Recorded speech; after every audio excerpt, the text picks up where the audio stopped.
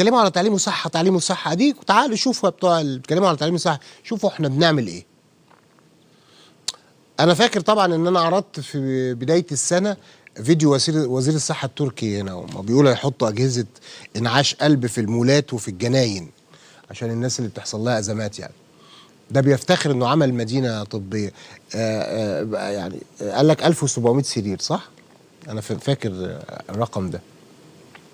مدينه طبيه بكل ما تحمله الكلمه، 1700 سرير. هي المستشفى اللي هنا دي اسمها شمس كورة دي، فيها كام سرير يا جماعه؟ ايوه يعني بس اكتب لنا بس، اصل في يعني اقرب مستشفى لنا في القناه، نسال الله العافيه يعني.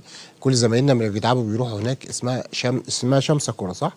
شام ساكورا. شوفها لي كده كام سرير بس، بس بيفتخر وحاجه جامده جدا. دي مستشفى 2682 سرير، اللي هي مستشفى اللي جنب القناه. 2682 ده طالع يقول لك صرح طبي عظيم، حاجه جامده جدا، انا خرمت الاوزون 1700. وطبعا مش هقول لكم طبعا فرق السرير من، والله مش عايز اقول اسمه واحد صاحبنا هنا تعب راح المستشفى يعني، فراح معاه واحد لسه جاي من مصر، فبكلمه اطمن عليه، ايه الاخبار يا حاج؟ قال لي والله العظيم انا عايز ابات في المستشفى وعايز اطلع. ايه يا عم ده؟ والله عارف انت اللي هو احمد بدير لما دخل الحمام في رايوس كده قال لهم والله انتوا في نعيم، الهوا بيطص في جفاك. قال لك ايه النعيم ده مش عايز اطلع من المستشفى، فرق الخدمه يعني. فبس القصه اللي هي فكره انه المصريين اي حاجه بسيطه، شوف محدش كلمني، لا تقولي لي تعليم وصحه، شوف احنا بنعمل حاجات عظيمه جدا في التعليم. ده كان الوزير رئيس الوزراء. اخو بقى وزير الصحه اللي هو المتحدث باسم وزير الصحه، ما هي عيله بقى يعني جوه بعضها يعني، طلع يتكلم على الانجازات التي لا تحصى لوزاره الصحه. اعظم حاجه حصلت في التاريخ كله، طبعا انتوا عارفين كل واحد بيلمع نفسه عشان في تعديل وزاري جاي، فلازم اقول ان انا يعني اللي كسرت الدنيا، انا احسن واحد يعني. فسيبوا اليومين دول يا جماعه، الله يبارك لكم بالنسبه لفريق البرنامج يعني، ابعدوا عن الوزراء والوزارات. كل واحد بيلمع نفسه عشان لو حصل تعديل ولا حاجه يفضل قاعد يعني. بس هي القصه اللي بقت كتير يعني، فكره ان السواح الاجانب وخصوصا البريطانيين بيتكلموا على ان العلاج في مصر افضل من بريطانيا. العلاج في مصر افضل من بريطانيا. انا كنت قريت بوست في الموضوع ده، الحقيقه قريت بوست في الموضوع ده لاحد الافاضل المصريين الموجودين.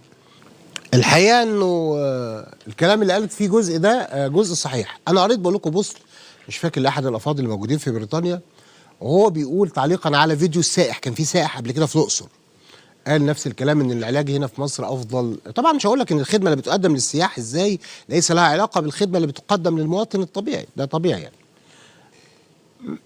مع انه العكس طبعا، هوريكم طبعا مع ان العكس مثلا احنا هنا يعني، هنا لما انا بتاع سائح انت اجنبي بتتنفخ، تدفع فلوس قد كده ومعاك اقامه سياحيه وبتاع برضه بتتنفخ. بس البوست اللي انا قريته للراجل مش فاكر مين يا ربي في انجلترا بيتكلم على الحكايه دي، بيقول فعلا في مصر انت ممكن تحصل على خدمه افضل. ازاي بقى؟ لما تكون صاحب فلوس، بفلوسك تقدر تنزل تكشف في اي وقت، مفيش طابور طويل زي ما قالت كده، وتقدر تروح تنزل مركز اشعه في اي وقت تعمل الاشعه اللي انت عايزها، وتقدر تنزل تروح تعمل تحاليل في كل وقت، بس لو انت معاك فلوس.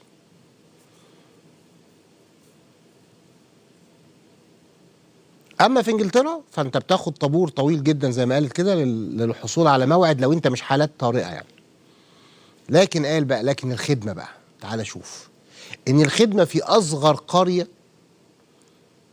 في انجلترا هي نفس الخدمه اللي ممكن تاخدها في لندن.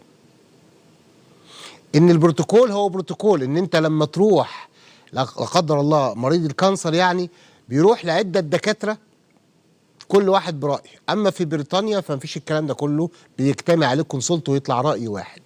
المقارنه طبعا مقارنه سخيفه، القصه كلها بس قصه ان هناك في زحام ففي ويتنج كبير جدا، لكن الخدمه واحده وثابته لكل الناس، ما ينفعش.